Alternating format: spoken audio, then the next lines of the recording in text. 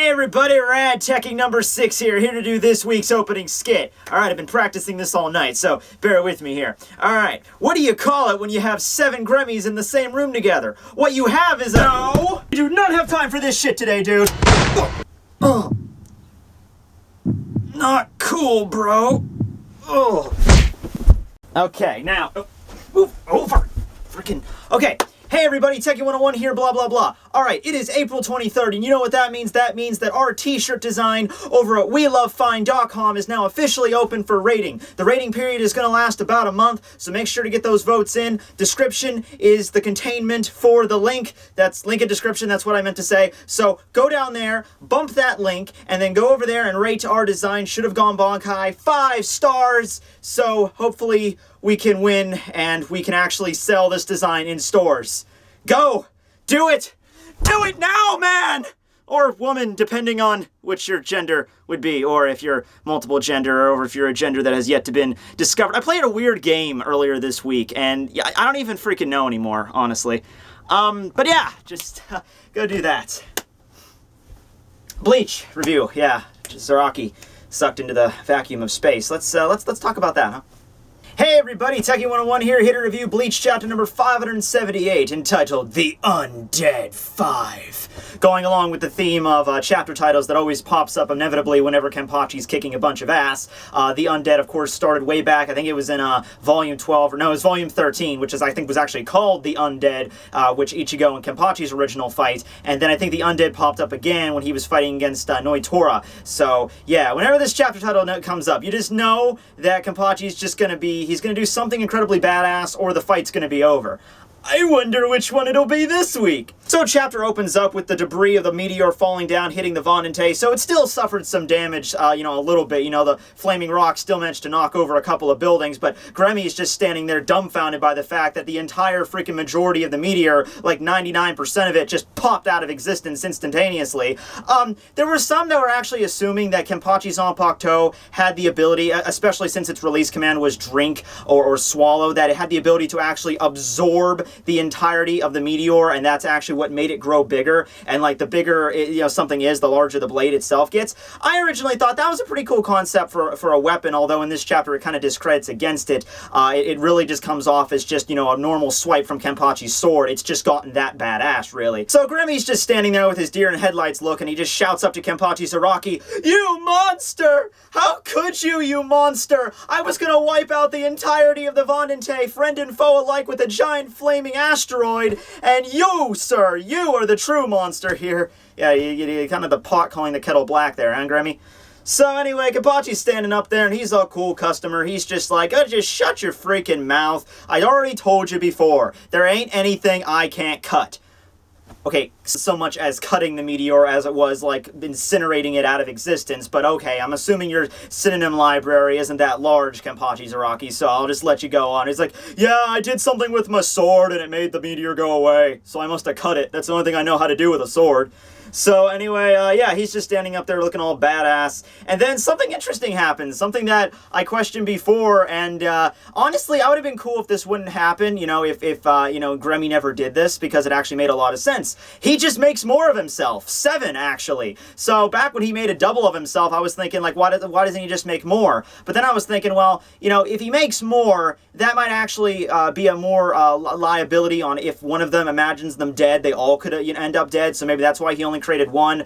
Some other people had some really good explanations, like, well, maybe he can only maintain 1 because remember, he has to actually stay focused on the stuff he was creating. Although in this chapter, that kind of breaks that rule a little bit, kind of bends it slightly, and you'll see in a couple of pages here. But yeah, Gremmy septuples himself, and they all kind of surround Kenpachi Zaraki, who simply says that there's no way that just making more of you is not going to do anything. I mean, you already summoned, the freaking, planetoid coming crashing down on the entirety of the Seirete. I mean, I'm pretty sure there ain't nothing else you can do here. Well, Gremmy, he snaps back to being pretty level-headed pretty damn quickly here, even though he just witnessed, I mean, he was freaking having a wet dream over that meteor. I mean, last chapter, he was standing there, and he's just like, "It's gonna kill you all! It's gonna kill you all! It's gonna kill you all! I didn't kill you all. Hey, it's okay. I got another thing that's gonna kill you all! Kill you all!" That's essentially what he's been doing. Alright, so his brilliant plan this time, let's just call it plan what are we up to? Plan F, Plan G, something like that. Anyway, his Plan G is basically, since Kenpachi has stated he can cut anything that has form, even something with an incredible amount of mass and matter, then he'll just kill him with something that does not have any form. And I gotta hand it to him. This is probably the most brilliant thing Kubo has chosen to do with Gremmy's power, because it makes a lot of sense. I mean, it doesn't work. It doesn't work on Kenpachi, but it makes a lot of sense what he's doing, and it really takes full advantage of the whole imagination thing, okay? It really does. He creates an entire separate pocket dimension that simulates the effect of outer space. Galaxy Room! Now, I want to make this perfectly clear. This is not Grammy actually physically sending Kenpachi Zaraki, like, into the world of the living, into outer space in, like, the freaking Andromeda Galaxy or something. This is him just creating a simple pocket dimension and, you know, simply simulating the effects of outer space inside of it, alright? Two completely different things, as we'll soon see. Now, I'm sure everybody out there is a master of theoretical astrophysics, so you guys should all know the effects of explosive decompression on a human body. But just in case you're not aware of that stuff, there's somebody very near and dear to our hearts that will explain everything. No, not you. It's Grammy. When in outer space, everything from your eyeballs, mucous membranes, and body fluids are all forcefully evaporated. From any open wound, your blood will begin to boil. If you try and take a single breath, your lungs will implode, and your body will slowly collapse, and you'll die a slow and painful death. We get our awesome scene of Kenpachi, his body literally being torn apart at the seams. Hey, kind of like that scene from Total Recall. No, not the 2012 remake. I'm talking about the original 1990 movie with Arnold Schwarzenegger. How do you not know that movie? Come on, you guys, everybody out there should have at least seen Total Recall at least once. I mean, aside from the fact like 6 Arnie memes originated from that one movie, it also has Arnold Schwarzenegger in outer space. I mean, how cooler can you get than that? Okay, I guess maybe Kenpachi Zaraki in outer space. That probably would equal the manliness meter there. We're getting on close to the Chuck Norris level there.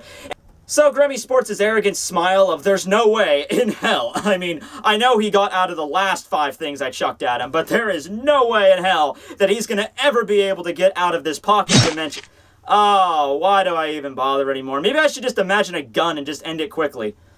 Yes, so Kenpachi Zaraki is now able to cut through the fabric of space and fucking time.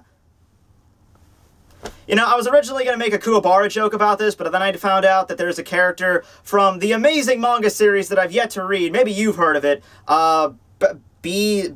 Berserk? Whatever. There's a character named Femento, who I heard is able to use a similar power to cut through dimensions. So, Kenpachi is now Kuwabara and Femento. That's pretty badass, actually. I don't know if this is actually going to play. It's probably not, but considering the fact that the Soul Society is, like, also kind of a separate dimension on the Vondenreich, they're kind of, like, on the same plane. Maybe that could, you know, be something there. Like, maybe he could cut through the Vondente and go into where the Seirete is, like, cross dimensions. Probably not going to happen, but, I mean, it's a pretty cool idea. I mean, he can already do this shit. Why not, right? So, Kenpachi Zaraki, the tank he is, just emerges from a freaking explosive vacuum. It's like the episode of freaking The Venture Brothers where Brock Sampson gets sucked into space and he comes out and he's just like, I need to lie down for a while. So the first thing that he does after emerging from this thing, his eyes are still bloodshot. He has to be minus a couple of ounces of pints of bodily fluid because, you know, his blood and all the wounds that were open got literally sucked out into the vacuum here. But no, he's still kicking. First thing he does, he starts slicing up random Grammys, one of which has I don't know, the Forlorn Hope holding on? I don't know what the hell that thing is. Oh, it's a bomb! Cool! So, Grammy lands back on his platform, very heavily winded. I guess he took out all the other, of his 6 other clones out with that one blast there. I don't know if he had, like, all the other clones each had, like, one of the bombs, like, strapped to their chest, like suicide bombers, just like, oh, all at once, that blast radius, that had to take him out, right? Right? I mean, I know I have the ability to imagine anything, but I'm getting a little winded here, man.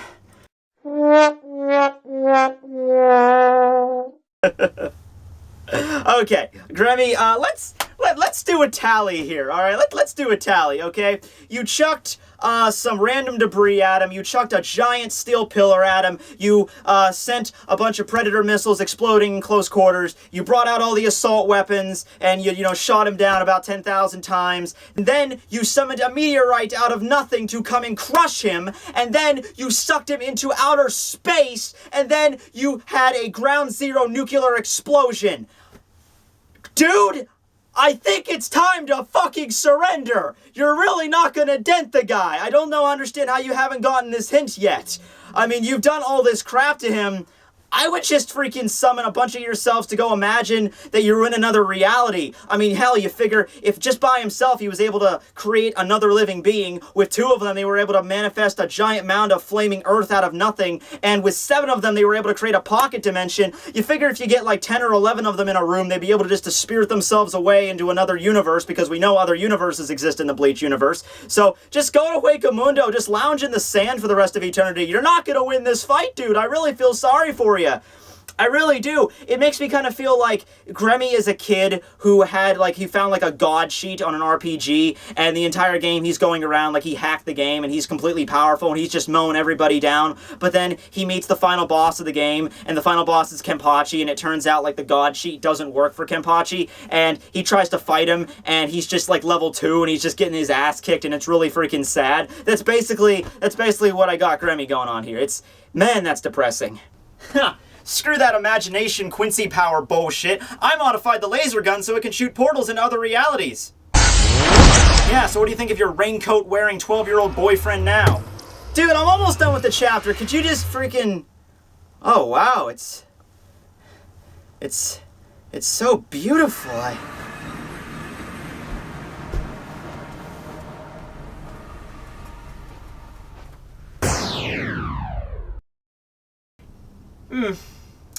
Probably should have told him not to actually step through the portal, since it's only calibrated to go to one place.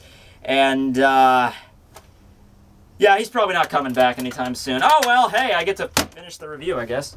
Alright, so where were we? Oh yeah, Kenpachi emerges from the Ground Zero blast completely unscathed, although he is now missing a part of his clothing, which that doesn't really mean anything to him. And whenever a badass anime or manga character loses more of their clothing, that just increases their chances of victory by about 2% for every piece of fabric lost. So, Gremmy, I'm sorry, man, but when you got him down just to the loincloth, it's not going to be that well for you. But anyway, he decides not to get himself down. You gotta love the initiative on this kid. If nothing else, he doesn't like one to throw in the towel. Kind of like a real 12-year-old in that situation. Doesn't really like to ever admit that he's wrong. He's just like, no, I'm right.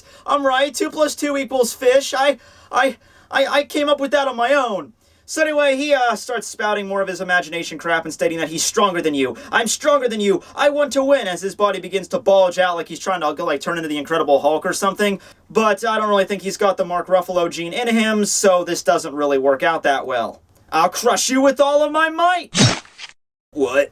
Alright, so what can I imagine happened here?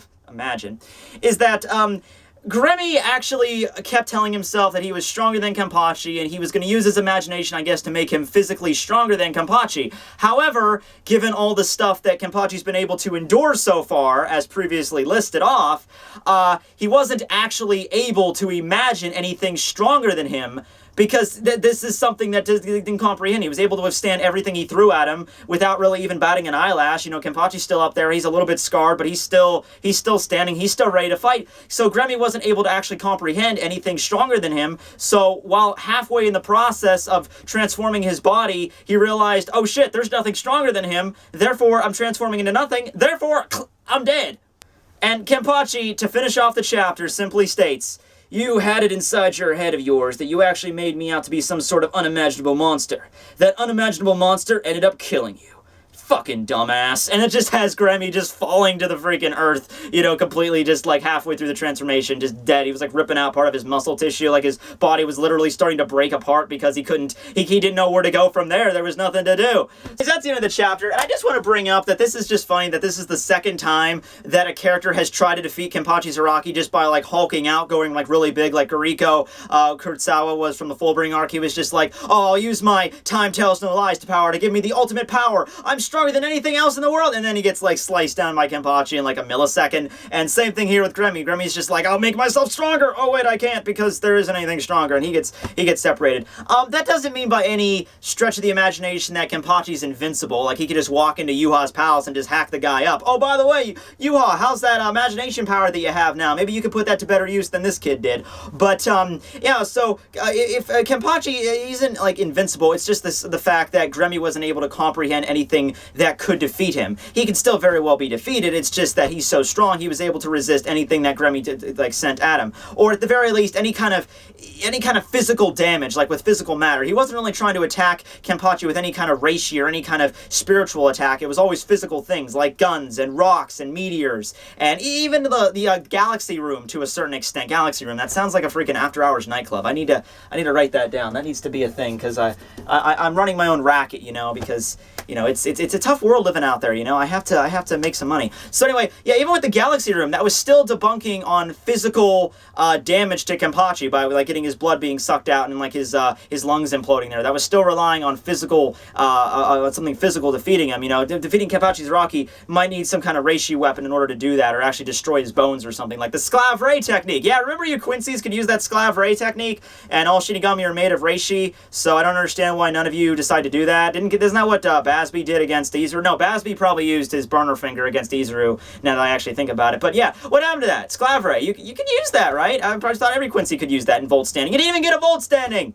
Oh, by the way, some people might think, oh yeah, Gremmy's not dead because he didn't use Volt Standing. No, I think he's just dead. Maybe Yuha realized, like, he's so strong, I'm just actually going to withhold Volt Standing from him, because if he did give him Volt Standing, he would become, like, basically a god, or basically on Yuha's level, or at least the power would be on Yuha's level. So maybe that's why he withholded it from him. But anyway, that's the end of the chapter. Hope you guys enjoyed. Next one, maybe we'll cut to another fight, finally, because this one's been going on for a decent amount of time here. But it's a Kenpachi Zaraki fight. You can never really not like that. Maybe he'll go down now and get his Sani to heal him, because he's still probably a little bit winded after all the crap Gremmy sent at him. But, you know, fight's over. Gremmy's defeated finally. Kenpachi Zaraki's back on the scene with his awesome Nozarashi, awesome Shikai. So yeah, next chapter, I don't know. Maybe we'll get to see Ichigo. I'll put my money on that. I'll put $25 on Ichigo there. So, hope you guys enjoyed. I'm gonna go see if I can reset the portal and get Tekking back here. Or if that's not the case, maybe I could just at least send him the suicide brick so he could at least end himself, because that universe, it's something that tortured souls in hell for 1,000 years couldn't even come up with. It's sheer, objective misery and horror to the maximum degree. But first, I'm gonna go get me some sweet frog ice cream. Yay, sweet frog!